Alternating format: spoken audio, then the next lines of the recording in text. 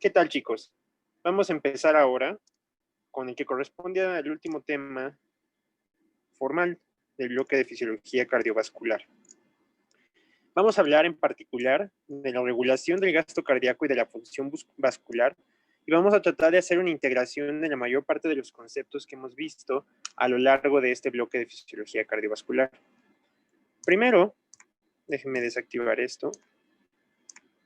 Vamos a hablar de qué es el gasto cardíaco. Entonces, si nosotros recordamos de la clase en la que discutimos algunos parámetros cardiovasculares, vimos que el gasto cardíaco es igual a la frecuencia cardíaca por el volumen sistólico, y que a su vez nosotros podíamos calcular el volumen sistólico como la diferencia entre el volumen telediastólico y el volumen telesistólico. Recordemos que el volumen telediastólico es el volumen que queda dentro de los ventrículos al final de la diástole, y el volumen telesistólico es el volumen que queda dentro de los ventrículos al final de la sístole. Nosotros podemos hacer diferentes cambios en alguno de estos parámetros. Entonces vamos a empezar primero con los cambios en la frecuencia cardíaca. Entonces los cambios en la frecuencia cardíaca ya los habíamos discutido brevemente, tanto en los videos de despolarización como brevemente en el video de regulación de la presión arterial. Y lo que vimos es que existen al menos 3 mecanismos mediante los cuales nosotros podemos alterar la frecuencia cardíaca. Primero hay que recordar que la frecuencia cardíaca está determinada por la tasa de disparo del nodo sinoatrial. Entonces, una de las que nosotros podemos tomar como mediciones de cambio de la frecuencia cardíaca es que cambiemos la pendiente de despolarización. Recordemos que el cambio de la pendiente de despolarización ocurre sobre todo durante la fase 4, y más o menos cuando nosotros teníamos un potencial de acción marcapasos, que se veía más o menos así. Lo que veíamos es que en este segmento, que es la fase 4, que es cuando se están prendiendo sobre todo las corrientes de tipo IF, un cambio en la pendiente, por ejemplo, un aumento en la pendiente, que se va a ver aquí con esta curva azul, induciría que el potencial de acción ocurriera más temprano. Por el contrario, un aplanamiento de la pendiente ocasionaría que se retrasara el potencial de acción. Entonces, la pendiente de la despolarización cambia la tasa de despolarización o generación de potenciales de acción desde el nodo sinoatrial, y por lo tanto va a tener un impacto en la frecuencia cardíaca. El segundo punto que se va a cambiar de manera importante y que discutimos durante la clase de potencial de acción es que se cambie el umbral de despolarización.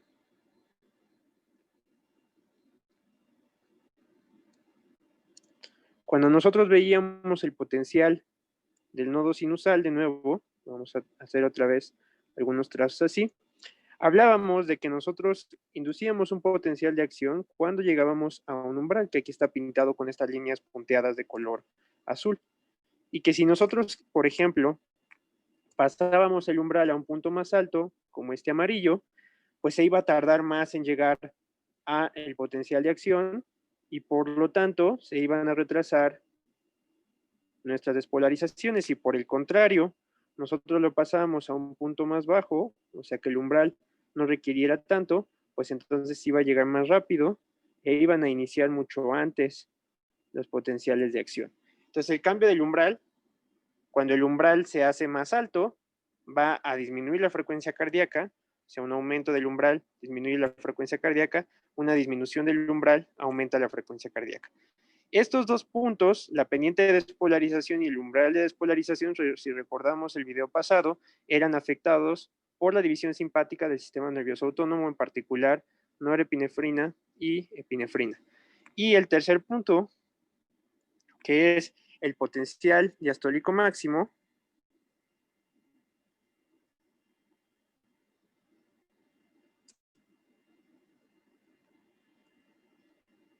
el potencial diastólico máximo se refería al punto más bajo durante una fase de despolarización. Entonces, este sería un punto, por ejemplo, aquí. Este es un potencial diastólico máximo.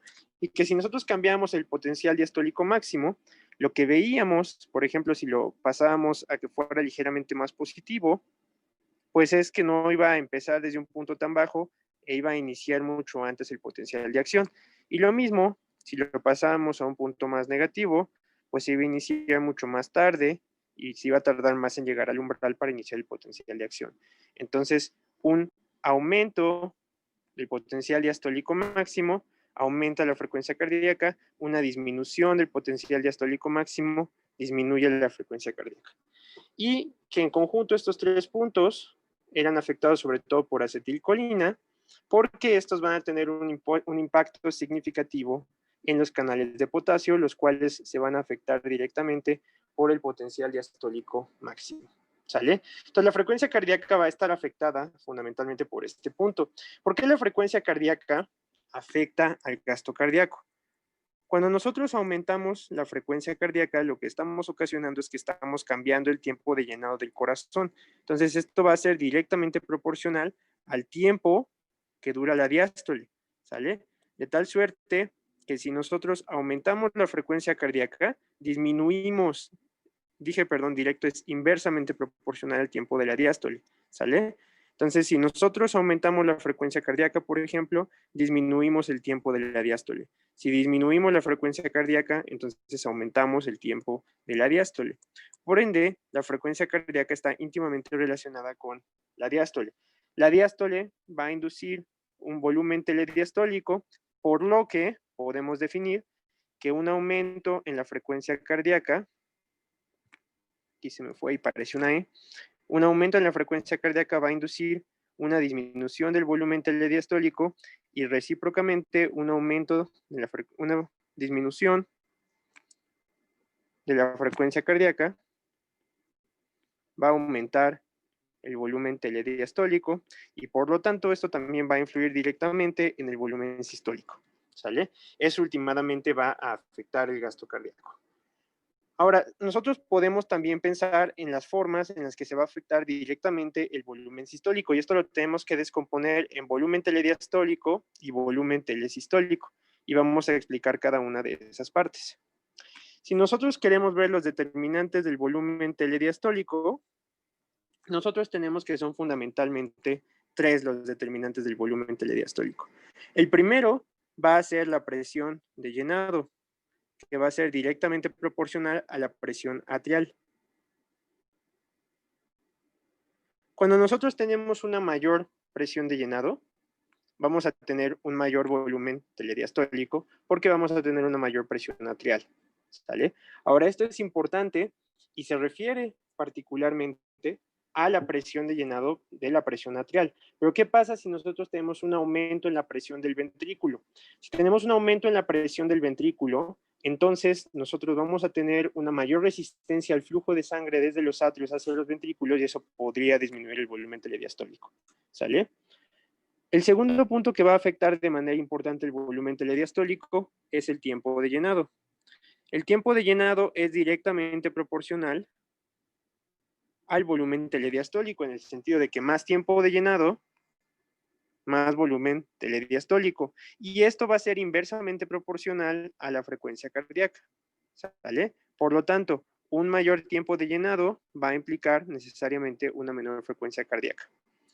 El tercer punto que va a afectar el volumen telediastólico va a ser la compliancia de los ventrículos. ¿Qué quiere decir? ¿Qué tan buenos son los ventrículos para recibir un nuevo volumen sin que aumente necesariamente la presión de llenado? Entonces, esto va a ser muy importante, porque cuando la compliancia ventricular es alta, nosotros vamos a tener más volumen telediastólico. Sin embargo, si los ventrículos se vuelven rígidos por hipertrofia o por algún infarto que hace que la pared se vuelva más rígida, eso va a reducir el volumen telediastólico. Entonces, una función normal del ventrículo va a ser crucial para el volumen telediastólico. La presión de llenado y la presión atrial son también proporcionales al retorno venoso, por lo cual si nosotros tenemos un mayor retorno venoso, nosotros vamos a tener también un mayor volumen telediastólico, ¿sale? Entonces, esos son los determinantes del volumen telediastólico y como les comenté, podemos nosotros también descomponer al volumen telesistólico en sus componentes individuales. El volumen telesistólico va a tener 4 determinantes importantes. Esto, recordar, es el volumen que queda en el ventrículo al final de la diástole. No confundir con la diferencia entre el volumen telediastólico y telesistólico, la cual corresponde al volumen sistólico, y el cual es un determinante importante del gasto cardíaco en sí mismo, ¿sale? El primer determinante importante del volumen telesistólico va a ser la precarga.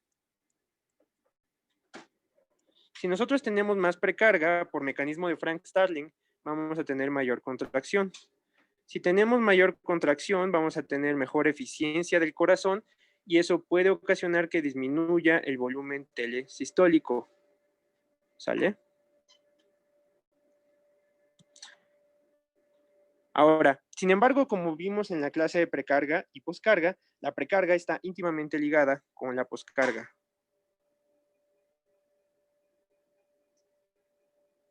La poscarga, recordemos, corresponde a la tensión arterial y en particular a la presión de apertura de la válvula aórtica en el corazón izquierdo y de la válvula pulmonar en el corazón derecho. Nosotros podemos entonces determinar que una mayor poscarga va a determinar un mayor volumen telesistólico. ¿Por qué? Porque si nosotros tenemos un aumento en la poscarga, va a ser más difícil sacar la sangre a través del ventrículo con una misma contracción y eso puede aumentar la cantidad de sangre que se queda en el ventrículo, por lo tanto, aumentando el volumen telesistólico. En tercer término, vamos a tener que la frecuencia cardíaca va a ser un determinante importante también del volumen telesistólico. Y esto es porque, si recordamos de esa misma clase, la frecuencia cardíaca puede inducir un aumento en contractilidad. A este fenómeno en el cual el aumento de frecuencia cardíaca induce un aumento en contractilidad se le llama fenómeno de Bowditch. Recuerden que el fenómeno de Bowditch se debe a que cuando nosotros aumentamos la frecuencia cardíaca, aumentamos la cantidad de iones de sodio al interior del miocardiocito. Eso invierte el gradiente del transportador, del antiportador sodio-calcio, y entonces busca sacar el sodio de la célula y entonces mete calcio. Y al meter calcio, aumenta la contractilidad. Al aumentar la contractilidad, pues va a pasar lo mismo que ocurría con un aumento de precarga y eso va a disminuir el volumen telesistólico. Y finalmente, como todos los caminos llevan a Roma, va a haber un cuarto punto que va a ser directamente la contractilidad. Y la contractilidad va a tener un papel crucial para favorecer la función normal del gasto cardíaco y por lo tanto un determinante importante del volumen telesistólico. Entonces, estos son algunos de los determinantes que se van a modificar para mantener constante el gasto cardíaco en diferentes condiciones. Sin embargo, vamos a ver que para que nosotros podamos mantener esto de forma eficiente, también nos vamos a valer de algunos mecanismos, tanto neurales como humorales, para que se lleve a cabo una adecuada regulación del gasto cardíaco. Entonces, nosotros vamos a buscar poner receptores que nos indiquen cómo se está llevando a cabo la función normal del corazón. Y entonces un punto importante donde nos interesa poner receptores es precisamente dentro del corazón. Ahora, como dentro del corazón nosotros vamos a tener muchos sitios de baja presión, a estos receptores les vamos a llamar receptores de baja presión, a diferencia de los receptores que vimos en la clase de regulación de la presión arterial, a los cuales les vamos a llamar receptores de alta presión, ¿sale? Estos receptores de baja presión se van a poder presentar en diferentes puntos. Por ejemplo, los vamos a poder observar en la arteria pulmonar, o los vamos a poder observar en los atrios, o lo vamos a poder observar en los ventrículos, y lo que va a cambiar o lo que va a modificarse por estos receptores va a ser una distensión por un aumento del retorno venoso. Entonces, si nosotros tenemos aumentos del retorno venoso, vamos a tener distensión de estos receptores de baja presión.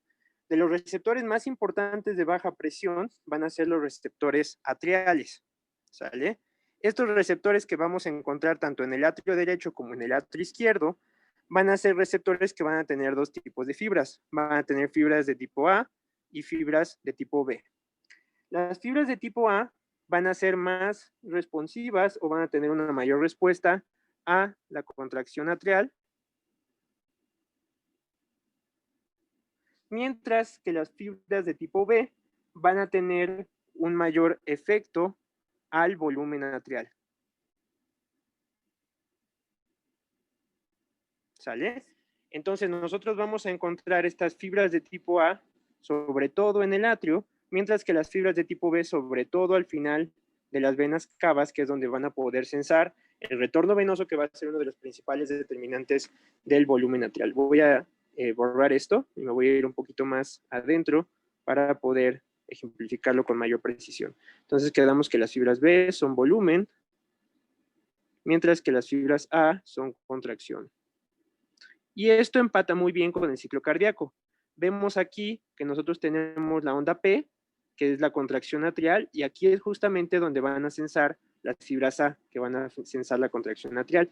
Después vamos a tener la contracción ventricular, y durante la diástole, que es la fase de llenado previo a la contracción atrial, vamos a tener el llenado de los atrios, y esto va a ser una respuesta al volumen atrial.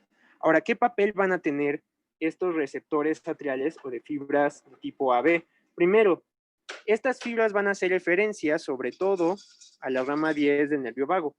Y una de las cosas más importantes que van a censar estos receptores atriales es que van a censar la presión venosa central, la cual voy a poner como presión venosa central.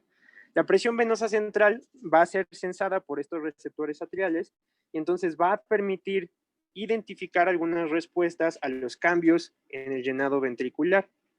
Entonces vamos a ver que en respuesta al llenado ventricular, o sea, cuando nosotros tenemos un mayor, déjenme ponerlo con otro color para que no se confunda, lo voy a poner con color azul, lo voy a poner aquí chiquito, entonces tenemos un mayor retorno venoso, vamos a tener una mayor distensión atrial, ¿sale? Esta mayor distensión atrial va a activar sobre todo receptores de tipo B, ya vimos que los receptores de tipo B en los atrios responden sobre todo a el volumen, y entonces si tenemos una mayor activación de receptores de tipo B, vamos a tener nosotros algunas respuestas importantes. Una de las respuestas más importantes que ocurre cuando hay un mayor retorno venoso que induce mayor distensión atrial es un reflejo que muy curiosamente, como ocurre en las cifras B, empieza con B y se llama Bainbridge. ¿En qué consiste el reflejo de Bainbridge? El reflejo de Bainbridge consiste en que un aumento del retorno venoso, o particularmente un aumento en la presión venosa central, que favorece el estiramiento o la distensión de los atrios, va a inducir por sí solo un aumento en la frecuencia cardíaca. Y este aumento en la frecuencia cardíaca va a condicionar una respuesta particular de taquicardia, ¿sale? Entonces, lo que nosotros estamos viendo con el reflejo de Bainbridge es que cuando nosotros tenemos un mayor llenado atrial, por un mayor retorno venoso, por un aumento en la presión venosa central, esto va a inducir una respuesta efectora de taquicardia. Esta respuesta efectora de taquicardia va a estar mediada por una aferencia del nervio vago, que lo va a llevar directamente de nuevo hacia el núcleo del tracto solitario, y a través de una función de los centros cardioaceleratorios y una disminución de los centros cardioinhibitorios va a favorecer taquicardia. Entonces, este es un mecanismo muy similar al que se observaba en la activación del reflejo baroreceptor. Y como vamos a ver en un momento, justamente el reflejo de Bainbridge va a entrar en interacción con el reflejo baroreceptor, y entonces vamos a tener una respuesta bifásica, que le podemos llamar, ¿sale? Entonces, de este lado, déjenme pasar este gráfico a un tamaño un poco más pequeño para que lo podamos manipular.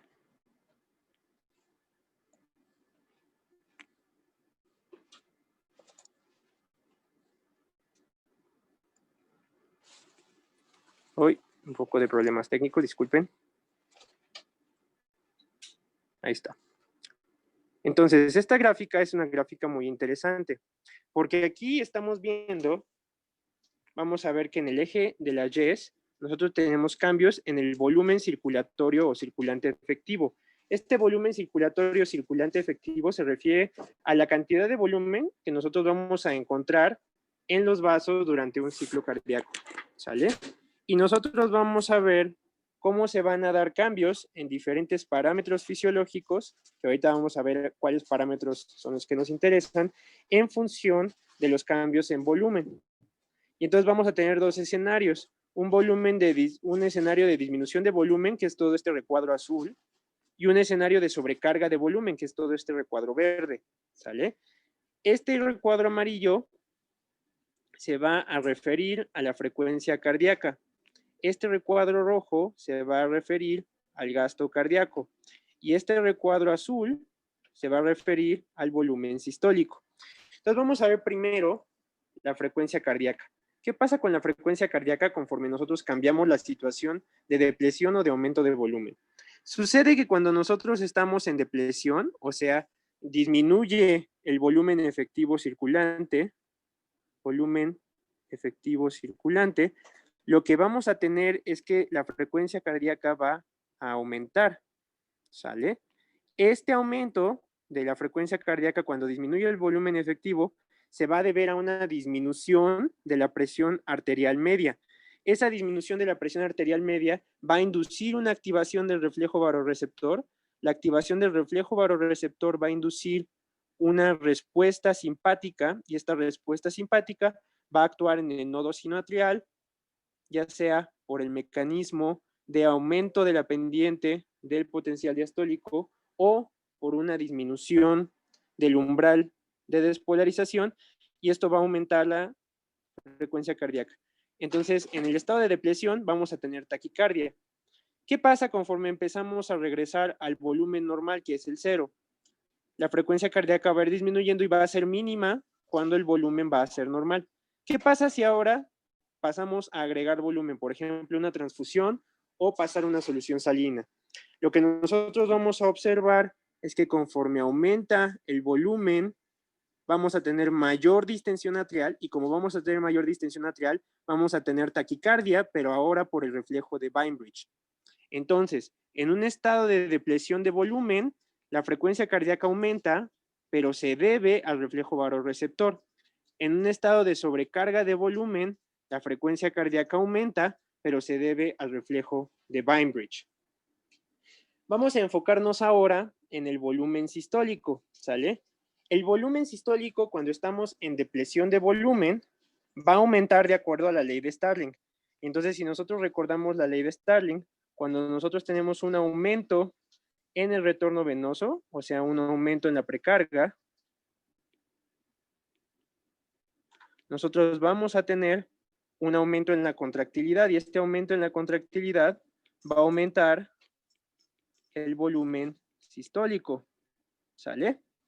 Entonces, en esta parte de la curva, cuando estamos en depresión de volumen, vamos a tener que cualquier aumento en el volumen efectivo circulante, o sea, un aumento en retorno venoso, va a aumentar la contractilidad y por lo tanto el volumen sistólico. Sin embargo, más allá de la carga fisiológica, la sarcómera ya no va a aumentar mucho más este volumen sistólico. Recuerden que la sarcómera, cuando se estiraba por la precarga, exponía sitios de unión a calcio para troponina C, y eso favorecía contractilidad, aumentando el volumen sistólico. Pero cuando estamos en sobrecarga de volumen, esto no ocurre. Ahora, esto es muy interesante porque eso va a hacer que el gasto cardíaco aumente de forma monotónica, ¿sale? Como los dos determinantes importantes del gasto cardíaco son la frecuencia cardíaca y el volumen sistólico, conforme este disminuye y este aumenta, el efecto neto va a ser un aumento consistente del gasto cardíaco. Y en este punto, aunque el volumen sistólico no aumenta, el aumento de la frecuencia cardíaca aumenta el gasto cardíaco. Entonces, el gasto cardíaco va a ser muy dependiente de estos cambios efectivos en el volumen circulante.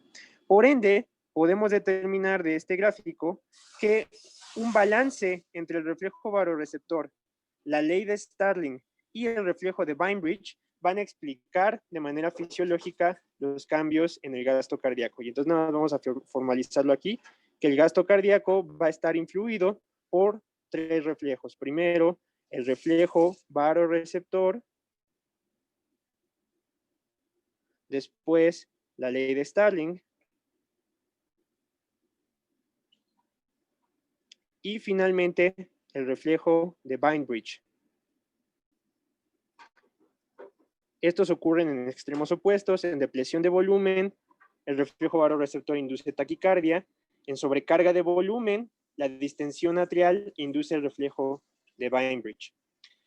Vamos a ver que la distensión atrial no solamente va a tener un impacto importante sobre el reflejo de Bainbridge, sino que también va a tener un efecto humoral importante. Y es que se van a producir dos sustancias químicas muy importantes. La primera va a ser una activación a través de la distensión directa del atrio. Se va a activar la producción del péptido atrial natriurético, que lo voy a escribir como ANP. El péptido atrial natriurético es un péptido que vamos a estudiar más en la parte de nefro, pero que de manera preliminar tenemos que saber que una cosa que hace es que favorece vasodilatación. Voy a acercarme un poco más para que no quede tan grande la letra. Entonces, este va a favorecer vasodilatación y además va a favorecer la excreción renal de sodio. Por eso lo vamos a ver a mayor detalle en nefro. ¿Sale? Entonces, el efecto neto de que haya una distensión atrial es que le va a indicar al riñón a través del péptido atrial natriurético que favorezca la excreción de volumen. Está diciendo, hay mucho volumen, por favor, excrétalo. ¿Sale? Entonces, esto va a ser un punto importante. El segundo punto importante que va a ocurrir es que va a haber un aumento cuando hay distensión atrial, va a haber un aumento de la inhibición, y por eso lo voy a poner en rojo para que lo recordemos, un aumento de la inhibición de la vasoconstricción renal. Entonces, tónicamente vamos a tener vasoconstricción renal, y cuando hay distensión atrial, la vasoconstricción renal va a ser inhibida, y esta disminución de la vasoconstricción atrial pues va a causar precisamente vasodilatación. La vasodilatación a nivel renal va a ocasionar un aumento del flujo plasmático renal, y este aumento del flujo plasmático renal lo que va a favorecer la eliminación de líquido. Entonces, tanto la activación del péptido atrial natriurético como la inhibición de la vasoconstricción renal van a tener como efecto neto, ya sea a través de la excreción de sodio o a través de un aumento del flujo plasmático renal, la eliminación de volumen. Entonces, le estamos diciendo a los atrios, hay mucho volumen, tenemos que tirar volumen. Esta es la forma en la que se va a estar comunicando el atrio directamente con el sistema renal. Y finalmente, otra cosa que va a ocurrir es que con el estiramiento atrial, y este es el tercer mecanismo, que es un mecanismo mucho menos importante, el estiramiento atrial va a favorecer la activación del núcleo paraventricular del hipotálamo, y si nosotros recordamos de las clases de neuro, el núcleo paraventricular del hipotálamo va a producir una hormona, que es la hormona antidiurética. Sin embargo, en la distensión atrial, la función que se da sobre el núcleo paraventricular es una disminución en la producción de la hormona antidiurética. Como no tenemos hormona antidiurética, esta disminución de la hormona antidiurética va a favorecer la excreción de líquido. Entonces, cualquier efecto de distensión atrial le va a estar diciendo al organismo, tenemos mucho volumen, necesitamos tirarlo. ¿Sale? Entonces, ya estamos entendiendo todo lo que determina de diferentes formas tanto el volumen circulante como el gasto cardíaco y la frecuencia cardíaca. Entonces, ahora vamos a tratar de ver cómo se encuentra el punto óptimo para la frecuencia cardíaca. Entonces, para esto se propone un experimento en el cual nosotros vamos a poner una sola bomba y vamos a medir de un lado la presión del atrio derecho, que va a ser el atrio a donde va a llegar el retorno venoso a través de la vena cava, y del otro lado vamos a medir nosotros el gasto cardíaco o el flujo de sangre a través de esta bomba. Y entonces nosotros podemos hacer un gráfico de este experimento en el cual miramos cómo cambia la presión del atrio derecho conforme variamos el flujo de la bomba. Y entonces conforme la bomba tenga, valga la redundancia, un mayor bombeo, vamos a tener una reducción progresiva de la presión del atrio derecho. Esto es porque vamos a tener un mayor bombeo de sangre. Ahora, en fisiología cardiovascular, esta curva se llama curva de función vascular. Es una curva del flujo de esta bomba a través de las venas con respecto a la presión atrial. Y entonces, entre mayor sea este flujo, la presión arterial va a ir cambiando de forma importante. Sin embargo, en fisiología cardiovascular, esta gráfica o esta curva de función vascular generalmente la vamos a voltear y la vamos a expresar en términos del retorno venoso. Entonces, esta gráfica, que es la gráfica de función vascular, nos va a dar un gráfico que va a poner en el eje de las X la presión del atrio derecho y en el eje de las Y el retorno venoso. Y lo que nos dice aquí es cómo se van a dar cambios en el retorno venoso conforme cambia la presión del atrio derecho. Entonces vamos a tratar de entenderlo.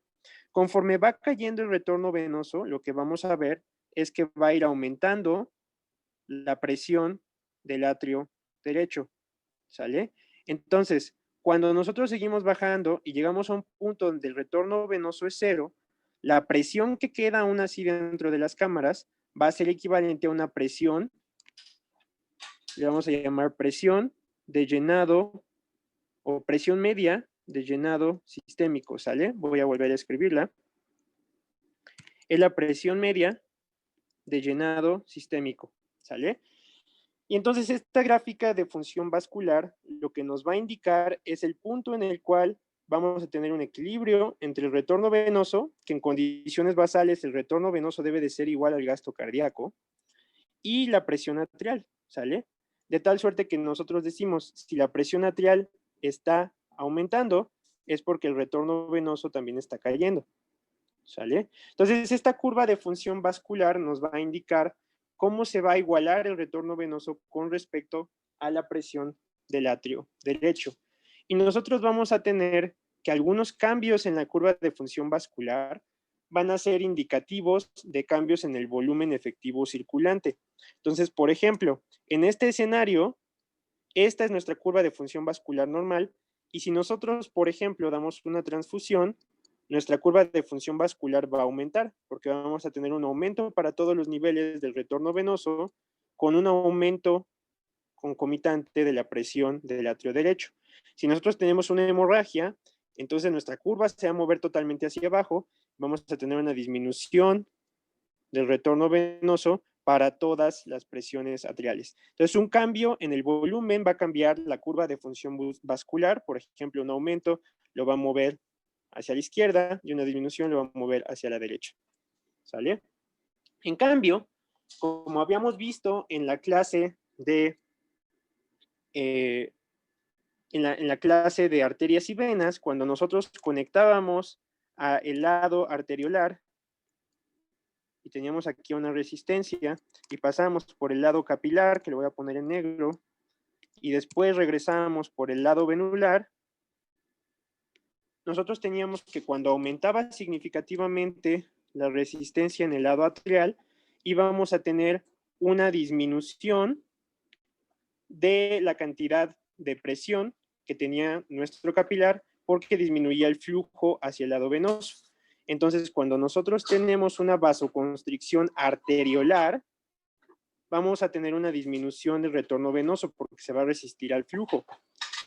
Esto va a ocurrir para todos los niveles, pero lo que va a cambiar fundamentalmente es la pendiente. Entonces vean que aquí toda la curva se movió en este punto y aquí solamente estamos cambiando la pendiente, porque si bien cambia importantemente el retorno venoso, el cambio que va a tener contra la presión arterial no va a ser necesariamente recíproco. ¿Por qué? Porque vamos a tener un aumento en la presión del lado arteriolar. En cambio, si tenemos vasodilatación, pues esta resistencia al flujo del lado arteriolar se va a hacer mucho más pequeña, entonces va a aumentar considerablemente el flujo hacia el lado venular y eso va a mover nuestra curva de función vascular con una pendiente mucho más marcada, ¿sale?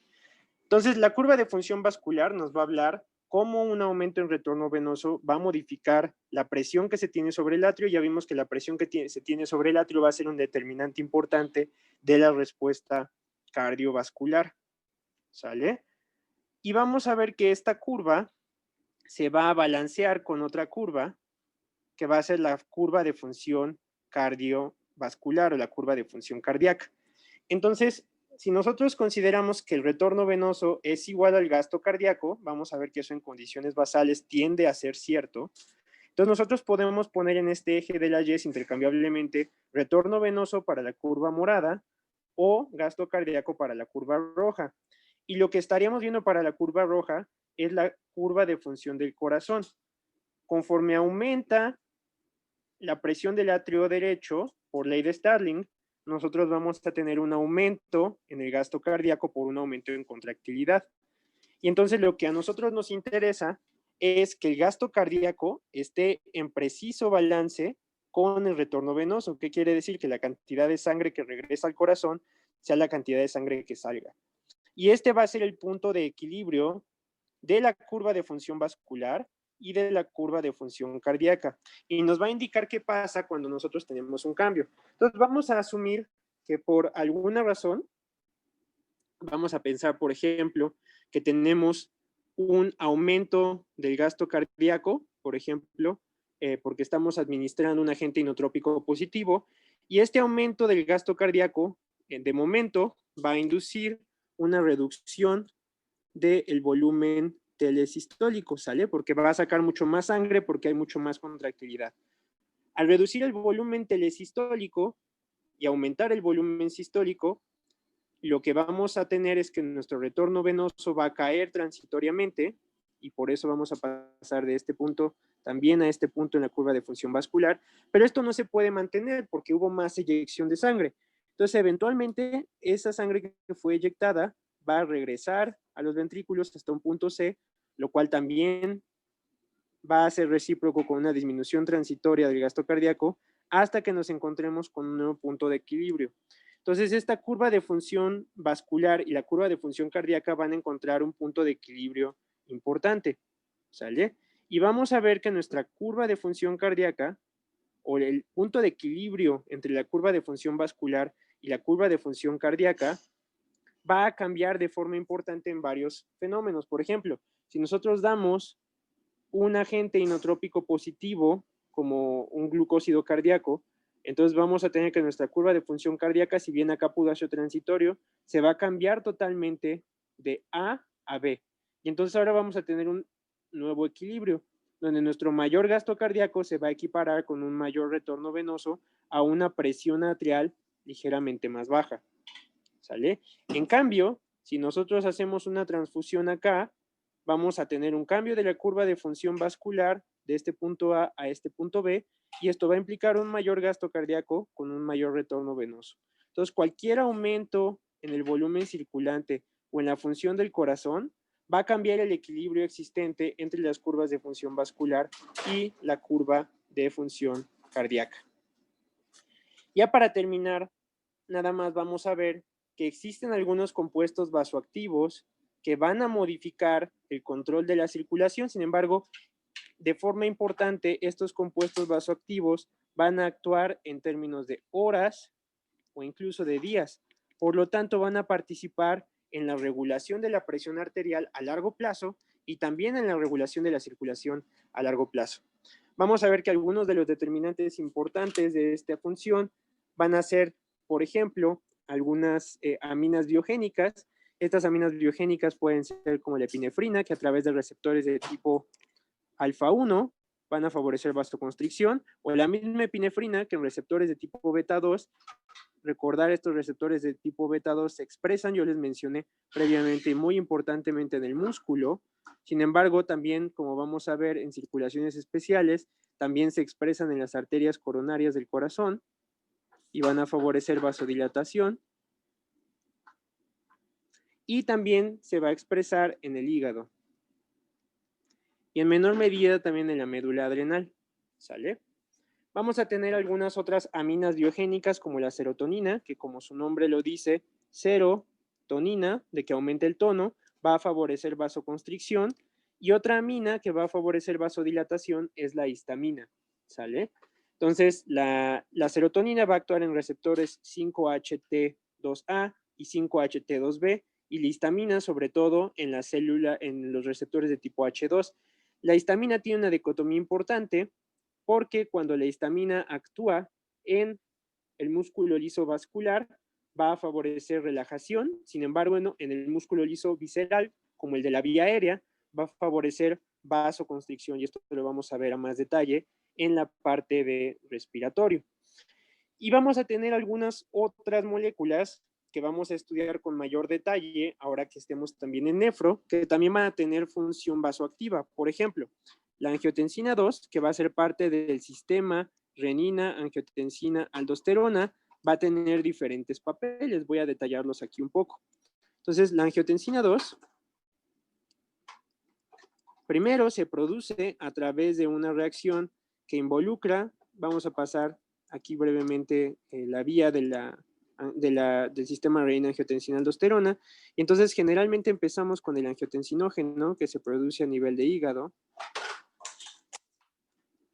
El angiotensinógeno catalizado por la acción de la renina, la cual va a favorecer o se va a favorecer su liberación cuando disminuye la perfusión del riñón, y esto lo vamos a ver de nuevo en nefro, va a favorecer el cambio a angiotensina de tipo 1.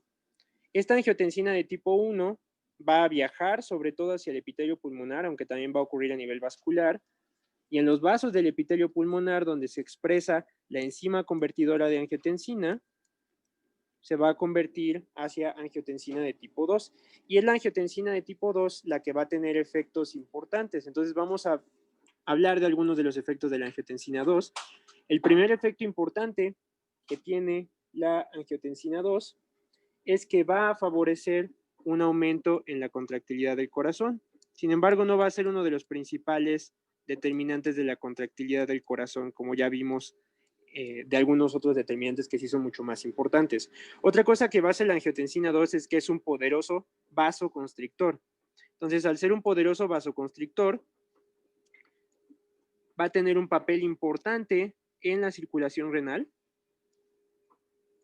Entonces, esta vasoconstricción va a disminuir el flujo plasmático renal. Esto va a tener implicaciones importantes ahora que estudiemos la parte de filtración glomerular. Este va a tener la consecuencia indirecta de que va a aumentar la reabsorción de sodio. Esto lo va a hacer tanto por la disminución del flujo plasmático renal, que va a cambiar la dinámica glomerular, como a través de la estimulación de diferentes cotransportadores a nivel renal que van a favorecer un aumento en la reabsorción renal de sodio.